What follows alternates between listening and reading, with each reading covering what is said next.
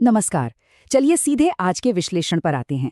आज हम शिव पुराण के रुद्र संहिता की एक ऐसी बेहतरीन कथा पर चर्चा करने वाले हैं जो सीधे तौर पर हमें बताती है कि जब अहंकार और दैवीय माया आपस में मिलते हैं तो कैसे कैसे खेल हो सकते हैं। जरा इस बारे में सोचिए। ब्रह्मांड के सबसे संयमी और अनुशासित ऋषि एक शाही स्वयंवर में बंदर का चेहरा लेकर कैसे बैठ गए। सुनकर थोड़ा अजीब लग रहा होगा, है ना? पर यही तो इस कहानी की खासियत है, जहां घमंड, लालच और ब्रह्मांडीय छल कपट सब एक साथ मिल जाते हैं। तो आइए इस दिलचस्प घटना की गहराई में चलते हैं। कहानी के पहले पड़ाव पर आते हैं, नारद जी का अहंकार। देखिए, एक कठोर तपस्या के बाद जब उन्होंने कामदेव को हरा दिया तो उन्हें लगने लगा कि वो अब अजेय हैं। उन्हें लगा उन्होंने सब जीत लिया है, पर यही उनकी सबसे बड़ी भूल थी। इस भूल के पीछे जो असली ताकत थी वो थी माया, भगवान शिव की रची हुई ऐसी दैवीय माया जो बड़े बड़े ज्ञानी देवताओं और ऋषियों को भी चकाचौंध कर सकती है। यहाँ समझने वाली बात यह है कि नारद जी का वो नया नया घमंड उनकी जीत का प्रतीक बिल्कुल नहीं था, बल्कि वो तो इस शक्तिशाली माया के जाल में फंसने की बस शुरुआत थी। उनकी बुद्धि पर भ्रम का पर्दा पड़ना शुरू हो चुका था। यहाँ एक बहुत ही रोचक बात यह है कि भगवान शिव ने उन्हें साफ साफ चेतावनी दी थी। जब नारद जी अपनी जीत का डंका बजाने कैलाश पहुंचे तो शिव जी ने उनसे सीधे शब्दों में कहा था कि इन बातों को गुप्त रखें, किसी के सामने इनका बखान न करें, खासकर भगवान विष्णु के सामने तो बिल्कुल नहीं। लेकिन जब अहंकार सर पर चढ़ जाए तो किसी की कहाँ सुनाई देती है।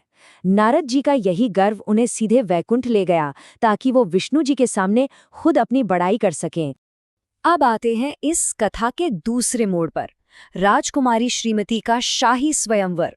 ये लालच और परीक्षा का वो दौर था जिसने पूरी कहानी पलट दी।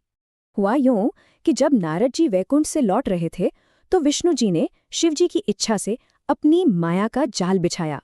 उन्होंने रास्ते में पूरे 100 योजना बड़ा एक जादुई नगर बसा दिया।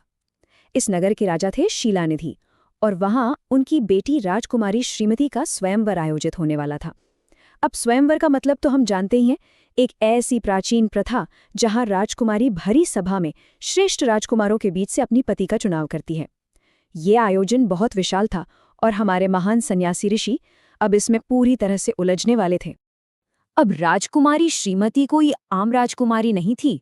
उनका रंग गोरा था, बड़ी बड़ी आंखें थी। कहा जाता है कि तीनों लोकों में उनकी जैसी सुंदर स्त्री कोई और नहीं थी।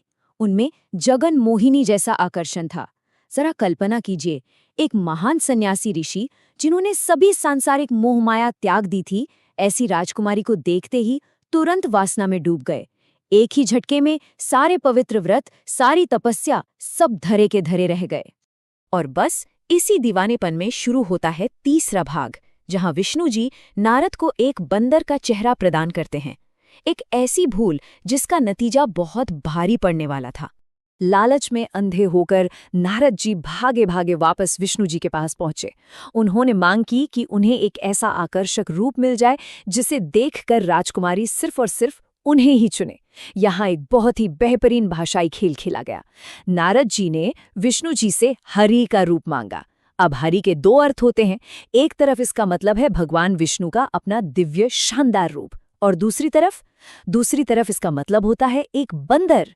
विष्णु जी ने मुस्कुराते हुए नारद जी को हरि का रूप दे दिया और भ्रम में फंसे नारद जी इन शब्दों के हेरफेर को बिल्कुल समझ ही नहीं पाए। नतीजा क्या हुआ? विष्णु जी ने उन्हें अपने जैसा एकदम शानदार शरीर तो दे दिया, पर गर्दन के ऊपर एक भयानक बंदर का चेहरा लगा दिया। इस पूरी घटना में सबसे बड़ी विडंबना यह है कि नारद जी वहां से पूरे जोश में निकले। उन्हें लग रहा था कि उन्होंने तो बाजी ही मार ली है। उन्हें अपने इस नए भयानक चेहरे का कोई अंदाजा ही नहीं था, क्योंकि वरदान मिलने के बाद उन्होंने एक बार भी खुद को आईने में देखा ही नहीं। फिर समय आया चौथे भाग का, स्वयंवर में महाविनाश, जहां एक भारी अपमान नारद जी का इंतजार कर रहा था। सोचो, उस विशाल छमछमाते सभागार में नारद जी कितने गर्व से अंदर गए होंगे। वो जाकर बाकी राजकुमारों के बीच बड़े आराम से बैठ गए। उनके दिमाग में बस एक ही बात चल रही थी कि राजकुमारी तो अब मेरी ही है, आखिर मेरे पास विष्णु जी का रूप जो है। लेकिन वास्तविकता कितनी अलग थी। एक तरफ उनका अटूट आत्मविश्वास और दूसरी तरफ एक भयानक बंदर के चेहरे के साथ गर्व से बैठे हुए ऋषि जो अपनी असलियत से पूरी तरह अंधे थे। एकदम हास्यास्पद दृश्य बन गया था। उस सभागार में शिवजी के 2 गण भी ब्राह्मणों का रूप धारकर बैठे थे।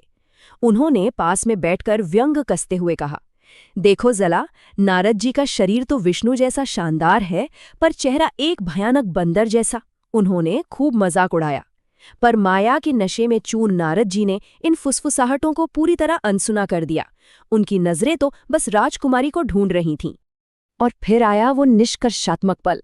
सोने की वरमाला हाथों में लिए सुंदर राजकुमारी श्रीमती सभा में पधारी। उन्होंने जैसे ही नारद जी के बंदर वाले चेहरे पर नजर डाली, वो अत्यंत क्रोधित हो गई और घृणा से अपनी आंखें फेर ली। सोचिए, एक महान ऋषि जिसे लगता था कि वो तीनों लोकों में सबसे श्रेष्ठ है, उसे एक भारी सभा में इतनी बुरी तरह से नकार दिया गया। ये सार्वजनिक अपमान सच में दिल दहला देने वाला क्षण था। इस अपमान के बाद शुरू होता है कहानी का आखिरी और सबसे एक्सप्लोसिव हिस्सा, शाप और उसके ब्रह्मांडीय परिणाम। जब नारद जी को असलियत पता चली तो बात सिर्फ नाराजगी तक सीमित नहीं रही।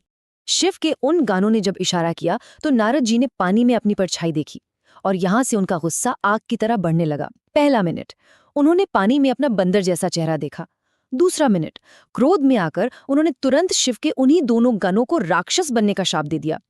तीसरा मिनट, बिना एक पल गवाए वो बिजली की तेजी से वैकुंठ की ओर निकल पड़े। और चौथा मिनट, वैकुंठ पहुंचते ही उन्होंने सीधे भगवान विष्णु पर कठोर शब्दों की वर्षा कर दी और उन्हें भी शाप दे डाला। यहां देखा जा सकता है कि ब्रह्म ने एक श्रेष्ठ ऋषि की बुद्धि को किस हद तक भ्रष्ट कर दिया था। लेकिन इस पूरे हाहाकार के बीच विष्णु जी एकदम शांत रहे। उन्होंने प्यार से समझाया, ये सब भगवान महेश्वर की महान माया का खेल था, जिन्होंने तुम्हारी श्रेष्ठ बुद्धि को भ्रमित किया और तुम्हें इस प्रेम के कारण दुख भोगने पर मजबूर किया। विष्णु जी ने साफ कर दिया कि ये कोई अचानक हुई भूल नहीं थी, ये पूरी तरह से शिवजी की इच्छा और उनकी शक्तिशाली माया का हिस्सा था। और जैसे ही विष्णु जी ने उन्हें हकीकत से रूबरू कराया, वो भ्रम का भारी पर्दा हट गया। शिव जी ने आखिरकार अपनी मोहक माया वापस ले ली। माया हटते ही नारद जी का सच्चा ज्ञान और उनकी श्रेष्ठ बुद्धि उन्हें वापस मिल गई। लेकिन इसके साथ ही उन्हें अपने दिए शाप और क्रोध पर बेहिसाब पश्चाताप हुआ। अपना सारा अहंकार त्याग कर उन्होंने क्षमा मांगी और अपने किए का प्रायश्चित करने और शिवजी की आराधना के लिए काशी की पवित्र नगरी की ओर निकल पड़े। तो चर्चा के इस आखिरी मोड़ पर हमें क्या समझ आता है? एक बेहद गहरा सवाल छोड़कर जाती है ये कथा। अगर नारद जी जैसे अद्भुत, ज्ञानी और संयमी ऋषि की बुद्धि अहंकार और भ्रम के जाल में पूरी तरह अंधी हो सकती है, तो हम इंसानों की वास्तविकता को देखने की क्षमता भला कितनी स्पष्ट है। ये सोचिए कि कितनी बार हमारा खुद का अहंकार या आसपास की माया हमारे देखने और समझने का नजरिया बदल देती है। इस विचार के साथ हम आज के इस विश्लेषण को यहीं विराम देते हैं। ऐसे ही रोचक ज्ञान की यात्रा आगे भी जारी रहेगी।